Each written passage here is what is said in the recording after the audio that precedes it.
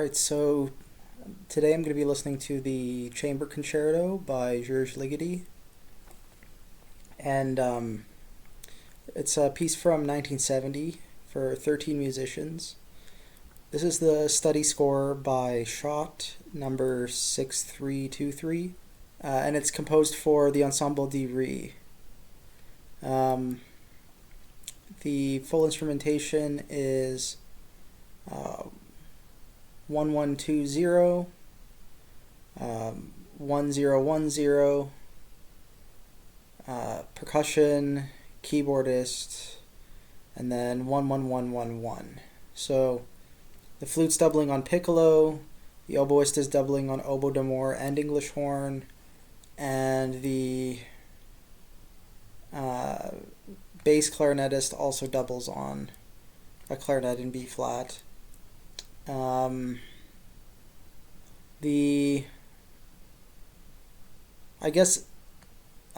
first percussionist I lied as a keyboardist. There's two keyboardists, so one plays the harpsichord and harmonium, and the other one plays piano and celesta. So my mistake. So some notes on setup, performance, etc. So in this score, everything's notated in C, except for the piccolo, celesta, and double bass, which are transposed an octave.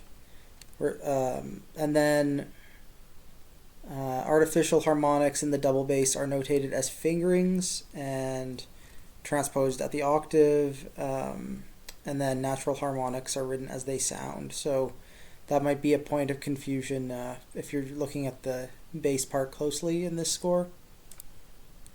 The keyboard instruments, the harpsichord should be at the left front, so that the if you imagine the lid opened, it should be projecting out into the audience.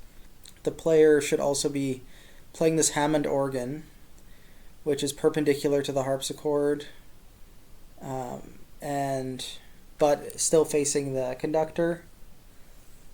And same sort of placement for the piano and celeste. The Hammond loudspeaker should be placed with its back to the audience and should be played a bit louder with its registration.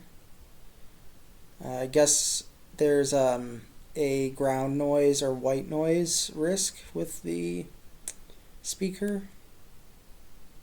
And this note is interesting. Ligeti says that the bar lines only serve to synchronize parts and never indicate any kind of accentuation.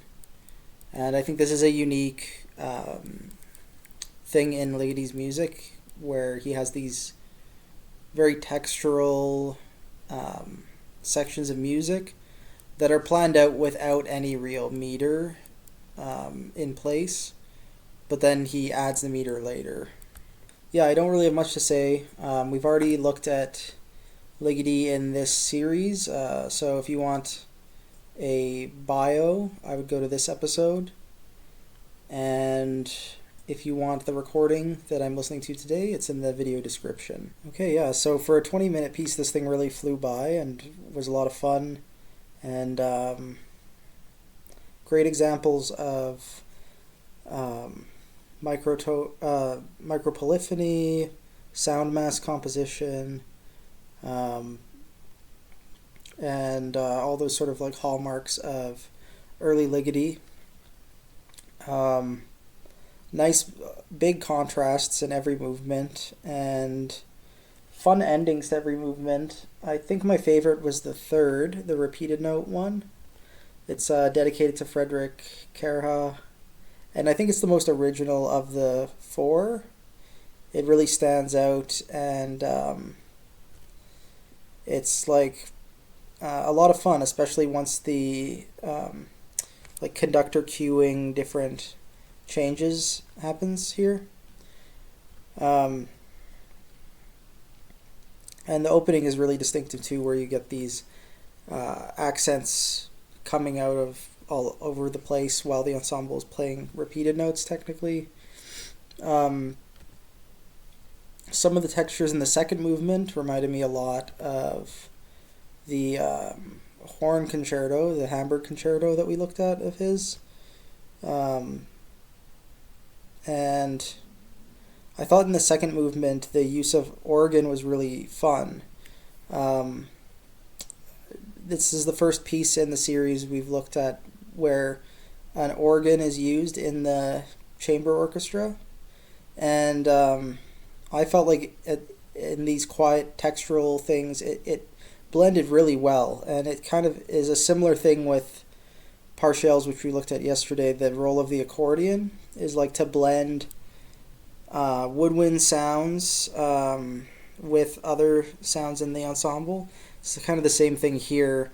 It acts as sort of a mediator, but it can also like function as its own section essentially.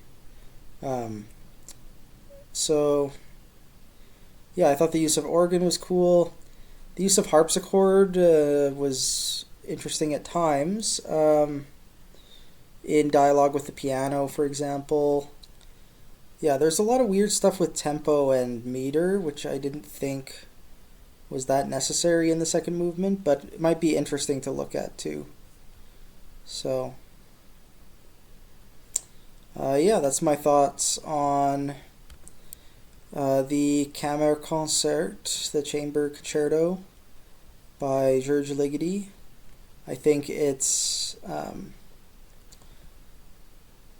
little bit more lean than a piece for full orchestra like Atmospheres, and it gives you a chance to really sink your teeth into the individual instrumental lines. I don't think it's so cumbersome that it becomes a blur. I think there is still that detail in there. It's a leaner ensemble. You get a huge contrast between the quietest dynamic of the winds and the quietest dynamic of the strings because there's so few strings, and generally really cool stuff.